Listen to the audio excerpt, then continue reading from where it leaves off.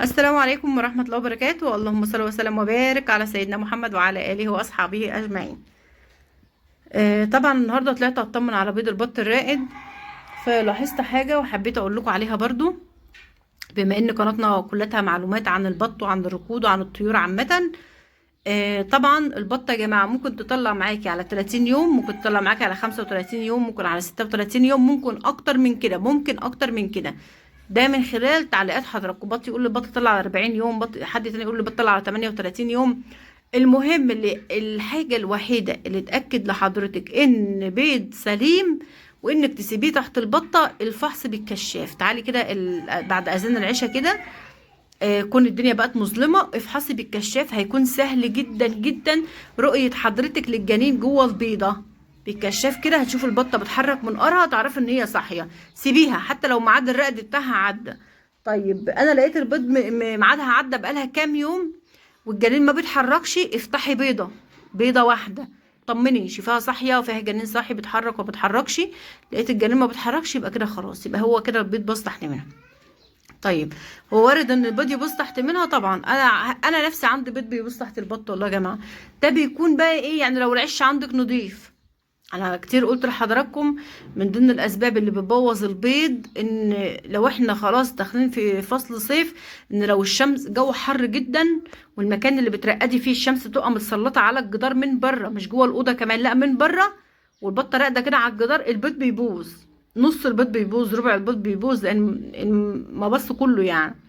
فده بيكون بسبب علو درجه الحراره.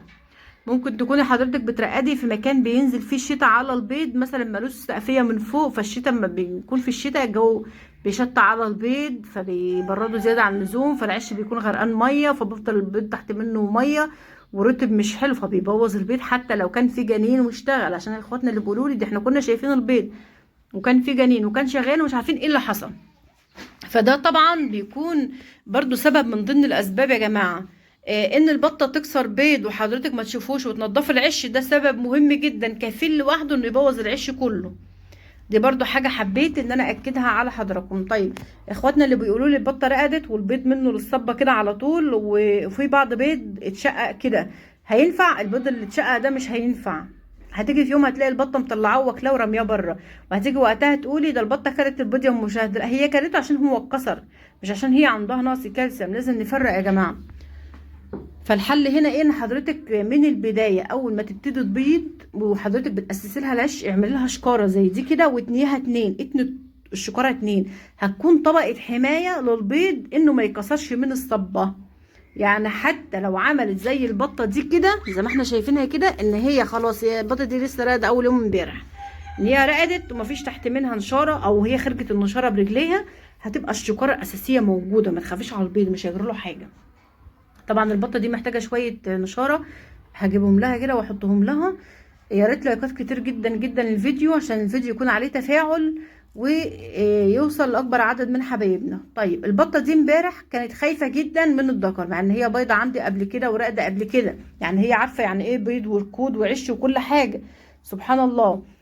طب هي خايفه من الذكر ليه؟ لان كان الذكر موجود في المكان. قلت لحضراتكم لمجرد البطه ما بتخلص بيض ما بتحبش الذكر يكون موجود في المكان، بتخاف منه، بتخاف تقوم تاكل او تشرب وهو موجود وعامل لها قلق وخوف. هي خلاص رقدت، هي عايزه ترقد على البيض بقى براحتها كده. لما جيت بقى شلت الذكر وديته الاوضه التانية، الحمد لله كانت والذكر موجود مش مستقريه على البيض، بتروح وتيجي كده على البيض وتقوم وترجع ومش مستقريه على البيض. ده من خلال ملاحظتي. لما شلت الذكر الحمد لله وهي استقرت زي البطه اللي راقده هناك دي، هما بطتين هم في نفس المكان، استقرت زي البطه دي. البطه دي يعني راقده بقالها كام يوم معانا، فالحمد لله يا رب، الحمد لله. متهيألي النهارده ميعاد فحص البيض بتاعها، ممكن افحص البيض برضو كده على السريع واطمن عرق جنين ولا لسه، لان كل يوم بيكون عندنا شغل جديد عند الطيور. فانا حبيت افيدكم بالمعلومه دي عشان حبايبنا اللي بيقولوا لي احنا بنلاقي البط واقف على البيض يا ام مشاهد. طيب بالنسبه لاخواتنا اللي بيقولوا لي البطه رقدت على البيض 4 ايام وقامت يوم كامل ورجعت تاني على البيض، كده البيض باظ، كده البيض باظ. ما ينفعش البطه ترقد وتقوم وترقد وتقوم بكل عدد الساعات دي كلها بعيدة عن البيض وترجع تاني. دي حاجة لازم نكون واخدين بالنا منها. طب اعمل ايه عشان البطة تستقر على البيض؟ حضرتك ما عليكي غير انك تهيئي لها المكان والعش بتاعها فقط. يعني المكان ما يكونش فيه اي طيور ليها خالص، لا ذكر ولا فراخ ولا اي حاجة، عشان ما يعملوهاش ازعاج.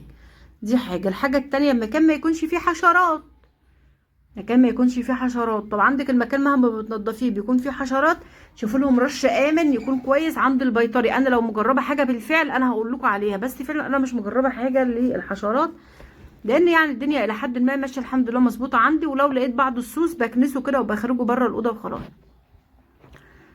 ده بالنسبه للبطه مش عايزه ترقد. طيب العش بتاعها كويس، مفيش طيور عامله لها ازعاج، مفيش حشرات في المكان، دي الحاجات اللي بتقوم البطه بتخليها ما ترقدش او مش حابه ترقد.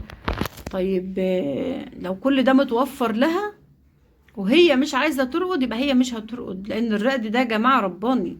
انا اتكلمت في الموضوع ده كتير. الرقد ده رباني. مفيش حاجه اسمها اعمل ايه للبطه عشان ترقد خالص خالص. هي مفيش بطه بترقد غصب عنها، ولا روميه بتظبط حضرتك بترقد غصب عنها. حضرتك لمجرد بتهيئي لها المكان، هيئي لها المكان فقط. وطبعا بعد البيض ده بقى مسؤوليتها هي. طيب انا مهيئه للبطه عندي المكان والدنيا كويسه، وكنت فاحصه البيض وبيض كويس، والعش بتاعها نضيف طول فتره الركود، طول فتره الركود وما كسرتش بيض، ومكان مش في الشمس ولا مكان بينزل فيه شتاء ولا اي حاجه من دي يا مشاهد، وهي بوظت نص البيض او البيض كله او بوظت بيضتين ثلاثه، ده بقى العيب هنا او المشكله من الاخر كده في البطه نفسها. يعني طالما عملت كل العوامل الخارجيه وهي برضو بوظت بعض البيض او بوظت العش كله، يبقى دي بطه مش شاطره في الركود. المشكله في نفسها في ايه؟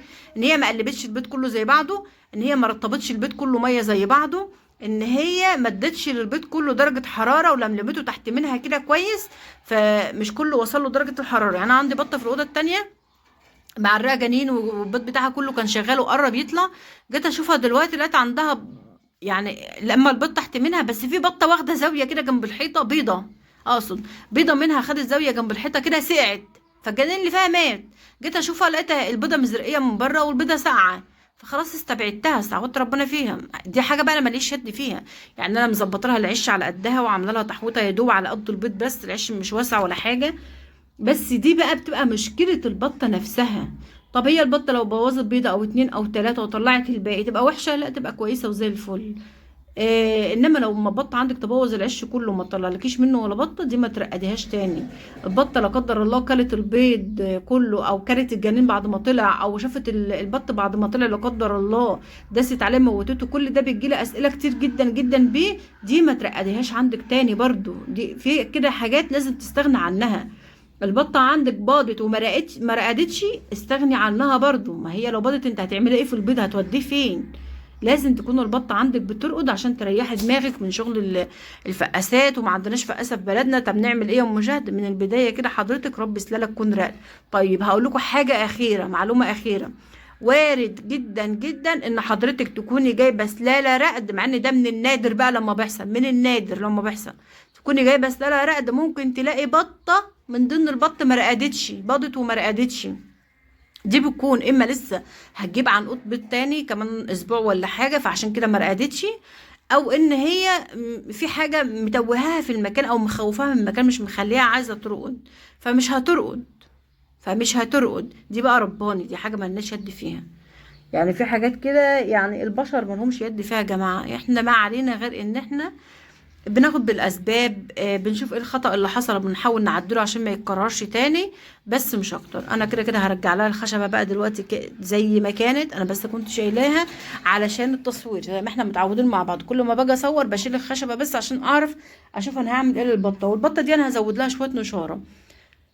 طبعا دي لسه راقده امبارح، مش هفحص بيضها دلوقتي، هفحص بيض البطه التانية دي بس. وعندي بطتين بره هفحص بيضهم برضو علشان اشوف. لان انا حتى لما بفحص بعد، لو في الصيف بفحص بعد 7 ايام، لو في الشتاء بفحص بعد 9 ايام. ممكن تريحي دماغك وتفحصي بعد 9 ايام، بس بعد 5 ايام ركود شيل البطه من مكانها. اطمني حتى لو مش هتفحصي، اطمني ان هي ما كسرتش بيض تحت منها ولا حاجه عشان ما يبوظش بقيه البيض، او اطمني ان هي ما كلتش حاجه من البيض برضو عشان تكون سهل التصرف. لو في مشكله يبقى سهل التصرف في الحاجه قبل ما تكبر.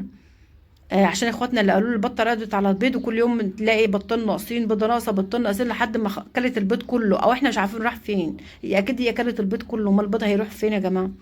فعشان كده بقول لكم اطمنوا على العش، حتى لو البطه مش هتفحص لها البيض. مش حابه اطول عليكم الفيديو اكتر من كده. يا رب اتمنى من الله ان الفيديو يكون فيه رد على اسئله كتير جدا جدا جدا. كل دي اسئله جت لي طول الفتره اللي فاتت، فحبيت اجاوب عليها النهارده معاكم. اترككم في رعايه الله وحفظه، والسلام عليكم ورحمه الله وبركاته.